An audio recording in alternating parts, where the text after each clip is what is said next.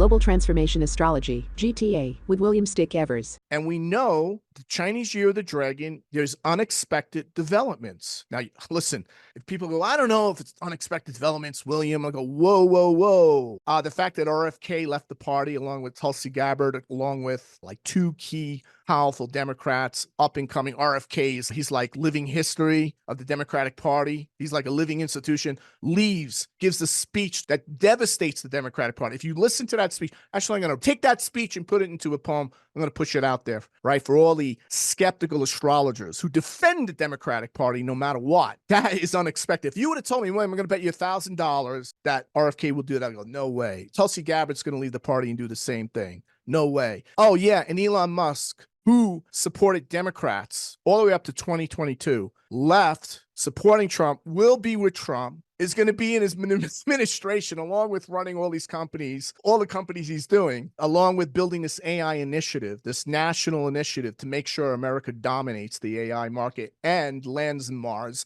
and builds a base and builds a missile shield. You would have said this to me, I go, no way. You know, I'm just exaggerating. I'd probably say it's possible. It's the year of the dragon, but still, those are long shots. Long shots are happening. There's a lot more. I should list out all the long shots that have been happening this year. If you would have said, hey, Iran is going to launch missiles to hit Israel, and I'll say, come on, Israel and Iran have never been to war, ever. Going all the way back, never been at war with each other. And now what's happened? They fired missiles at Israel, Israel counterstrike, right? And I can list off a whole bunch of others. So if you think about this year of the dragon, unexpected, unprecedented developments, massive unexpected reversals in the narrative, when you least expect it at the most inopportune moment. And that's exactly what happened, right, with Bush Gore. And that also is what happened, by the way, this is more appropriate to what we saw in 1988 when Michael Dukakis was 17 points ahead in the polls, 2 weeks leading up to the election, and then we see a George Bush landslide.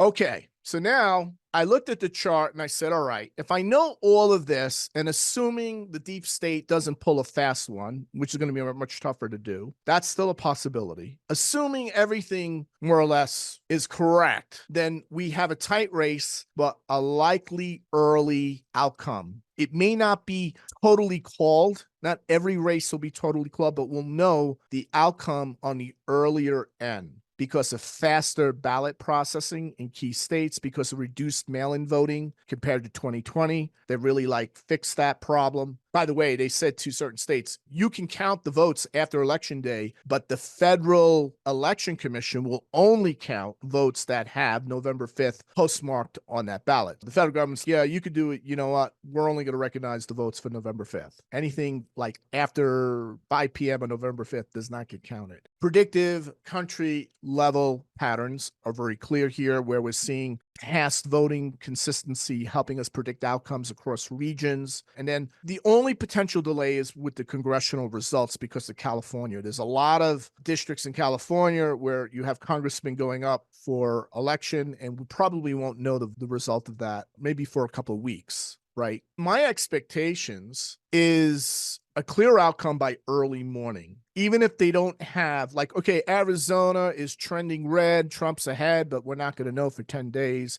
It'll be something like that. And I think we're going to know around the time the Uranus is on the midheaven for Washington, D.C., around 12:30 on November 6th. Now, it doesn't mean it's official, but I think at that point, it'll be yeah, it's clear he won Pennsylvania. It's clear we don't know the total vote yet in Michigan or maybe Arizona or one of those states, but it'll be clear that Trump won or Kamala won decisively, although there's no evidence of this. There's no evidence that Kamala is going to win decisively. And this is all reminding me of the same thing. Every time I look at this stuff, I go, you know what? This just reminds me of 2016. Everything I keep looking at. Now, I know better now. I'm much more confident now because I was one of the few astrologers on the planet, if you remember, on the planet that said Hillary's going to lose, Trump's going to win decisively, he's going to win electoral college landslide. And that's what he did. I don't know if you would technically call it a landslide, but it was pretty close to a landslide. And he almost won the national vote. Almost. So I'm seeing the same thing. But here's the thing.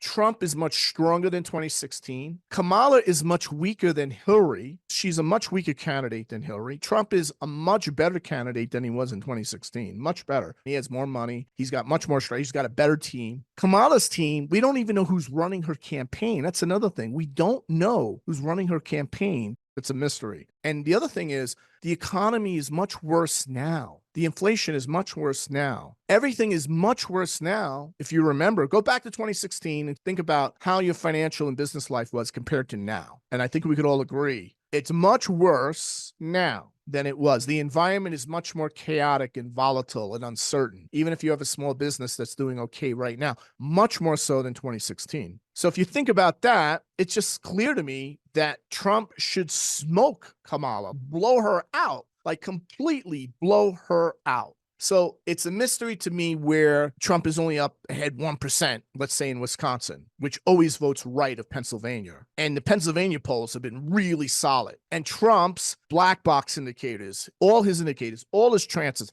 And let's just look at one thing here. Let's look at this. If you just want to do unsophisticated astrology, you say, all right, I'm going to do some very simple astrology here. You could say, whoa, I noticed that transiting Jupiter is right on Trump's natal sun come election day. Take a look. Uranus is on his midheaven. Come election day, look at Jupiter right there, right on his sun north node. Uranus right on his midheaven. Does that indicate a sudden, unexpected, decisive, catastrophic defeat that MSNBC is predicting? Or does that show an upsetting, very controversial, but decisive win? In other words, Uranus would indicate disruption and would also indicate a political earthquake, that Trump is now like the political Godzilla who's going to unleash his atomic breath on Washington and on the radical left with nothing stopping him. Uranus on the midheaven. Classic.